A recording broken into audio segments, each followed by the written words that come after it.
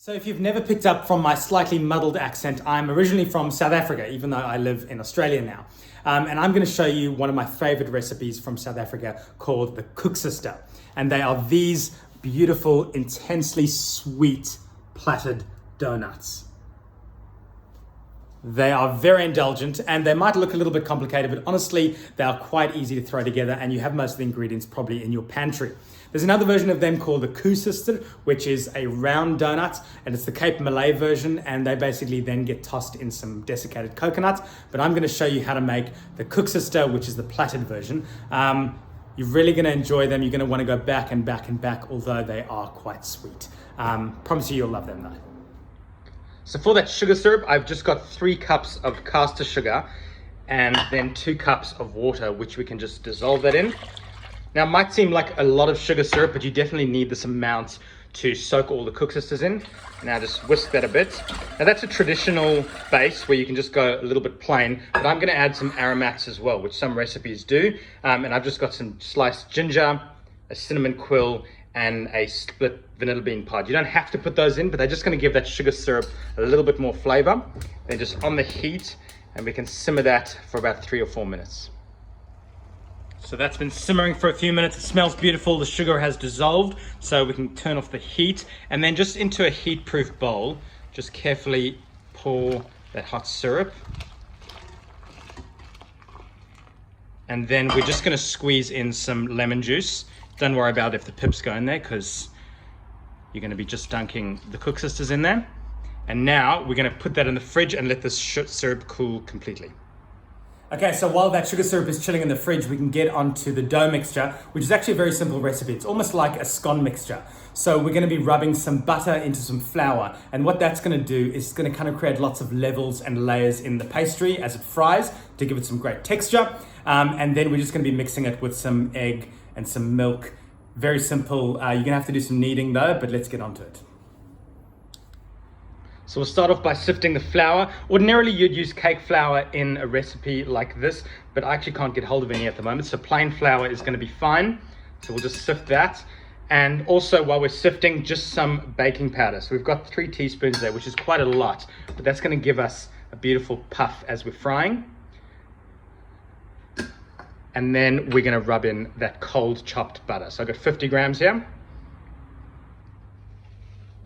So now we can also just go in with a teaspoon of salt. That's not going to make it very salty, but it'll just balance out all that sweetness. And then with clean hands, obviously, just taking that cold butter and kind of rubbing in to the flour with your hands. And that way we're going to kind of create these very small crumbs of buttered flour. So a little bit of patience, but it's well worth it. And you can see you've got a beautiful crumb here. So all that butter has been worked in, and now we can just kind of make a well in the center and then add 1 egg and the milk. Now just break that egg up a little bit and gradually bring that mixture together until it forms a nice dough.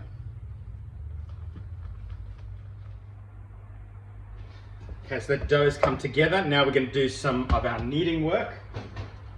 And just onto a lightly floured bench. Make sure your bench is clean, obviously. And then bringing that all together. And now using the palm of your hand, you're just going to do some pushing into the mixture. And then bring it together. If it's too sticky, just get it in some of that flour. And then begin kneading it.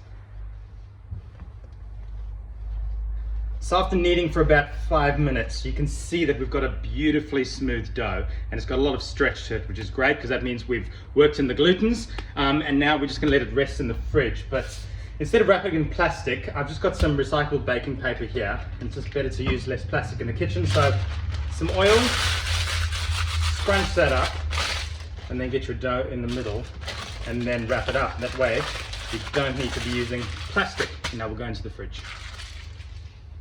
Okay, so you are going to work up a bit of a sweat doing all that kneading.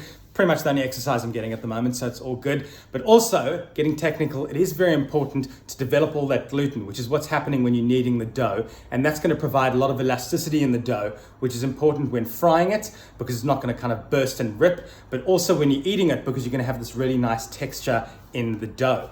But what does happen, it does get a little bit tough if we cook it straight away. So we've got to rest that in the fridge for at least an hour, and that'll kind of let the dough chill out and become a lot easier to work and also to cook and to eat. So don't skip that step.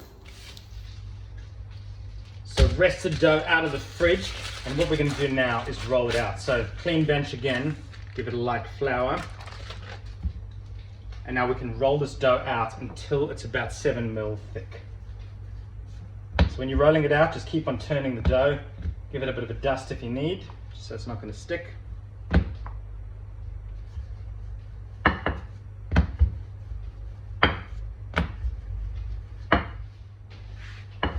Okay, so keep on rolling that out. If you're worried about it sticking, just go light on the flour and rub that all on the top. Now I've rolled this out to about 25 by 35. And then what we're going to do is we're going to cut this into some rectangles. So just down the middle, cut the pastry. And then I'm just going to trim off these edges, which you can still cook afterwards. And then we're going to kind of create these long fingers. So you probably want to go, I would say, about 5 centimeters, and then cut out strips. So now I've cut out all those strips. I'm just going to transfer some of them to the baking tray here.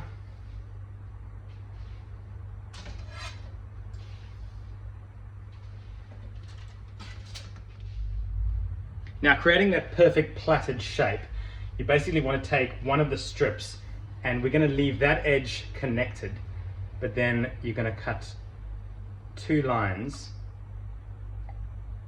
and so we'll have 3 strips. And now you've got to do your plaiting technique where we'll go in the middle, in the middle, in the middle. So just do it slowly. You can even get your kids to do this. It's a bit of fun. So just go in the middle, in the middle, in the middle.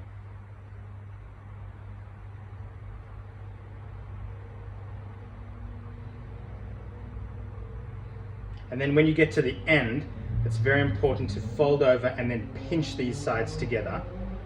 And then that way you're going to have this plaited shape, which when fried will be the shape of a Koeksister. So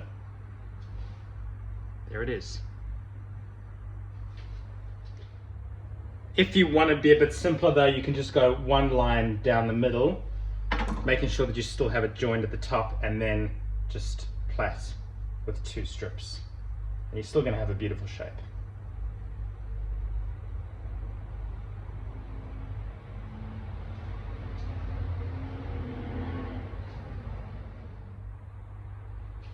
Okay, so take your time, don't rush it. It is very therapeutic actually. So when doing it, you can even do it in the air here if it's easier. And when you get to the end, it's very important to remember to do that pinch. So for your last few, pinching them and rolling it behind, and that way you're not going to have any unraveling when we're frying. And now with any of your offcuts, don't throw them away, just gather them, and what we can do is just roll them into balls, and then you can fry up just kind of little donuts. So those will be nice little tasters at the end as well. Okay, so we're ready to fry, but make sure you get your production line in place before you start doing any cooking. It's very important, it's much safer, and you'll get a much better result. So I've got the pastry, which has been plaited, and then I've got some oil, which I've heated up to about 170, 180 degrees. If you don't have a thermometer like I do, a cube of bread will take about 30 seconds to go golden at 180. So that's just a little tester you could use. And then I've got that cooled sugar syrup from the fridge. And I've just got it above another bowl of ice, and that way we're going to keep it cool the whole time. And then a tray and rack to rest the cooked and cooled and soaked Koeksisters in. So make sure you get everything in place, and then we can cook. Okay, so my oil has come to temperature. Any vegetable oil or sunflower oil is great. And now I'm going to go in with 2 of these guys, just gently lower them into the oil. and then moderate that heat so we can fry them for a few minutes until they rise to the top, get golden, and we can turn them over. Okay, so these have been frying for about 3 to 4 minutes. Just keep on giving them a gentle turn over to make sure both sides are beautifully golden. And then when they look about right, which is now, give them a little drain and then straight into that very cold syrup. And that way, that syrup is going to get soaked in there, so push them in gently. And they only need a few seconds in there, and we can drain them on the rack. Okay, so gently take them out. They look beautiful and golden, and you can see they've soaked up all of that syrup. And now we can just let them cool completely on this rack, and then we can get them into the fridge to finish off. Look at that. Okay, so that's the final batch done. Soaked in the syrup, and I've cooked off those extra balls that we rolled as well, which are great chef snack. And then take some more of that syrup and just drizzle it over each of the Koeksisters again. And that way they're going to be anointed with all of that sugar syrup goodness. Okay, I'm not going to lie, I've eaten a few of these already. Probably have some crumbs on me. But the official taste test, they're so good. Golden and kind of crunchy on the outside. Super intensely sweet in the middle, but it is beautiful. Very indulgent. They won't last long in your fridge at all because you're going to be eating them all. But if you do want to keep them, best is to just keep them in an airtight container, drizzle over some more of that sugar syrup. And as they cool down, they're going to kind of stiffen up a lot more and not be as delicate. They are beautiful. They're a lot of effort. They're a lot of fun. They're probably my favorite sweet in the world. Hope you enjoyed the recipe. Get into that kitchen and get cooking.